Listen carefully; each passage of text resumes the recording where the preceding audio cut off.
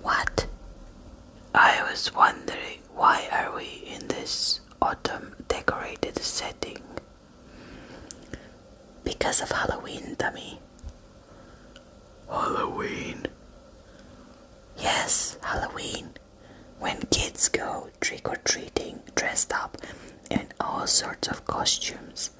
When people decorate their homes with spooky decorations and then attend Halloween parties. When they're lighting bonfires. And when they carve pumpkins into jack-o'-lanterns. Wait, what? Don't worry, we're munchkins, not pumpkins. I always thought I'm a small pumpkin.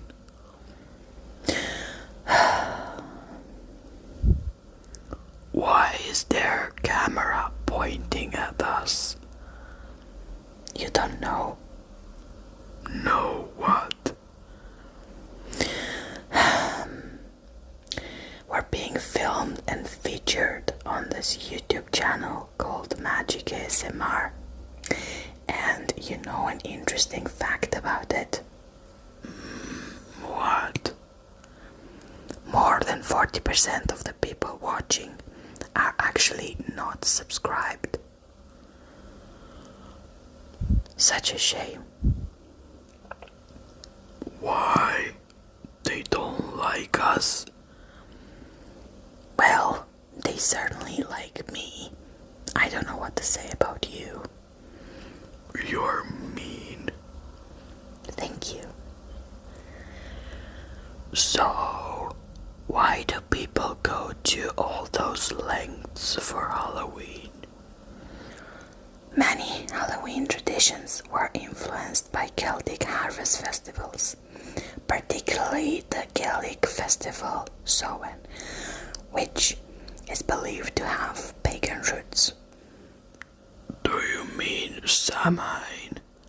No, it's pronounced Samhain, and don't interrupt me. Samhain may have been Christianized as All Hallows Day, along with its eve, by the early church. Other academics believe Halloween began solely as a Christian holiday, being the vigil of All Hallows Day, celebrated in Ireland and Scotland for centuries. Irish and Scottish immigrants took many Halloween customs to North America in the 19th century, and then through American influence, Halloween had spread to the other countries by the late 20th and early 21st century. Popular Halloween activities include trick-or-treating, or the related guising and souling, attending Halloween costume parties, carving pumpkins into jack-o'-lanterns, lighting bonfires, apple popping, divination games, playing pranks, visiting haunted attractions, telling scary stories, and watching horror or Halloween-themed films. Some people practice the Christian religious observances of All Hallows Eve, including attending church services and lighting candles on the graves of the dead, although it is a secular celebration for others. Some Christians historically abstained from meat on All Hallows Eve, a tradition reflected in the eating of certain vegetarian foods on this vigil day, including apples, potato pancakes, and soul cakes. Cakes? A soul cake? Why are you like this? The cakes, often simply referred to as souls, are given out to soulers, mainly consisting of children and the poor, who go from door to door during the days of All Hallowtide, singing and saying prayers for the souls of the givers and their friends, especially the souls of the deceased relatives, thought to be in purgatory. The practice in England dates back to the medieval period and was continued there until the 1930s. In Sheffield and Cheshire, the custom has continued into modern times. In Lancashire and in the northeast of England, salt cakes were known as hard cakes, a kind of thin parkin. That sounds like something I would eat. I have no words. Okay. What about Samhain? What about it? I heard witches fly on brooms and turn people into frogs. Do they do that for Samhain? Okay, that's it. I'm leaving. No, wait. I'm sorry. Please tell me about witches and Samhain. Fine, but first, what's wrong with our friend over there? I haven't heard him speak a word the entire night. I don't know. I don't know him all that well. Okay, fine, I'll continue. In modern times, Samhain is usually celebrated from October 31st to November 1st to welcome in the harvest and usher in the dark half of the year. Celebrants believe that the barriers between the physical world and the spirit world break down during Samhain, allowing more interaction between humans and denizens of the other world. Ancient Celts marked Samhain as the most significant of the 4 quarterly fire festivals, taking place at the midpoint between the fall equinox and the winter solstice. During this time of year, hearth fires in family homes were left to burn out while the harvest was gathered. After the harvest work was complete, celebrants joined with druid priests to light a community fire using a wheel that would cause friction and spark flames. The wheel was considered a representation of the sun and used along with prayers. Cattle were sacrificed and participants took a flame from the communal bonfire back to their home to relight the hearth. Early texts present Samhain as a mandatory celebration lasting 3 days and 3 nights, where the community was required to show themselves to local kings or chieftains. Failure to participate was believed to result in punishment from the gods, usually illness or death.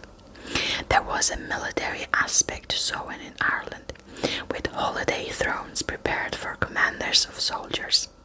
Anyone who committed a crime or used their weapons during the celebration faced a death sentence. Some documents mention 6 days of drinking alcohol to excess, typically mead or beer, along with gluttonous feasts. I like that. I said don't interrupt me. Sorry. Because the Celts believed that the barrier between worlds was bridgeable during Samhain, they prepared offerings that were left outside villages and fields for fairies or Siths. It was expected that ancestors might cross over during this time as well, and Celts would dress as animals and monsters, so that fairies were not tempted to kidnap them. Some specific monsters were associated with the mythology surrounding Samhain, including a shape-shifting creature called a puka that receives harvest offerings from the field. The Lady Gwen is a headless woman dressed in white who chases night wanderers and was accompanied by a black pig. The Dulan sometimes appeared as impish creatures, sometimes headless men on horses, who carried their heads. Riding flame-dye horses, their appearance was a death omen to anyone who encountered them. A group of hunters known as the Fairy Host might also haunt Samhain and kidnap people. Similar are the Slog, who would come from the west to enter houses and steal souls. As the Middle Ages progressed, so did the celebrations of the fire festivals. Carved turnips called jack-o'-lanterns began to appear, attached by strings to sticks and embedded with coal. Later, Irish traditions switched to pumpkins. In Wales, men tossed burning wood at each other in violent games and set off fireworks. In northern England, men paraded with noisemakers. Children would play games to entertain the dead, while adults would update the dead on the past year's news. That night, doors and windows might be left open for the dead to come in and eat cakes that have been left for them. Trick-or-treating is said to have been derived from ancient Irish and Scottish practices in the nights leading up to Samhain. In Ireland, mumming was the practice of putting on costumes, going door to door and singing songs to the dead. Cakes were given as payment. Halloween pranks also have a tradition in Samhain, though in the ancient celebration, tricks were typically blamed on fairies. You didn't say anything about the witches. I'm not done, okay? Tradition has it that on this night they can be seen flying through the air on broomsticks and eggshells, or riding black cats, ravens, or horses on their wild Hallowmas ride. The rural people did not dare step outside their doors for fear of this night. Some say the Queen of Witches is the Irish Morgan, also called Morgan Le Fay. Witches don't fly on brooms and don't turn people into frogs. I think. I'm not sure. All around the country, witches hold particularly intense rituals evoking people who have passed away and hoping to receive a message or help from the other side.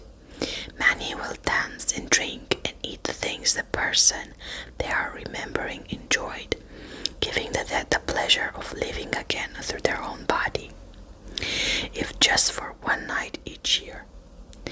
Witches may create an ancestral altar, lighting a candle for their ancestors, leaving out an offering of incense, flowers, or food, and even any personal heirlooms or items. They may leave out photos of the recently deceased and even fresh water, plants, or feathers. Or they would simply decorate it with apples to symbolize everlasting life, or pumpkins. Hazelnuts were common in Irish traditions, as was bread.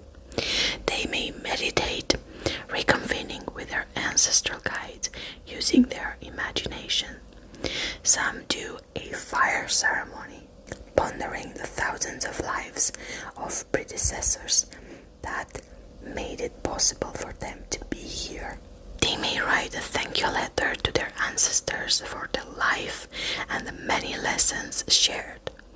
Then they would burn them in a fire-safe pot, bask in the smoke, and afterwards bury the burned contents in the earth. I heard some may host a silent dinner, cooking a dish or several distinct to their heritage. They would add memories to the table or even a small altar. Then they smudge the space and leave a place for their ancestors, inviting them in and then proceeding to eat the meal in silence. At the end of the meal, they leave the plate outside. Some carry a nail in their pocket for protection. In ancient folk tradition, it was customary to carry a small iron or steel nail in one's pockets in order to ward off the more malevolent of spirits. In order to protect themselves from the usual trickery of the fair folk, missing keys and hair ties, they carry a small nail in their pockets on the night of Halloween. If they suspect that they may have been targeted, they can remedy the enchantment by immediately turning an article of clothing inside out. cream or bread for the fair folk was customary for the ancient Celts. They may have some unseen helpers that need a snack. They would leave such offerings in an inconspicuous location to protect their cattle or, in modern times, their car. The novice witches might prefer having a bonfire or going for a misty morning walk, which is less intimidating. For those who aren't out of the broom closet, they may stroll through nature with the intention of honoring the changing seasons.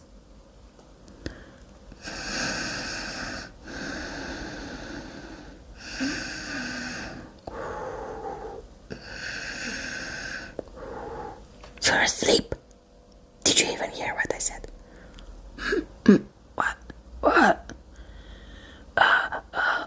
Yeah, witches.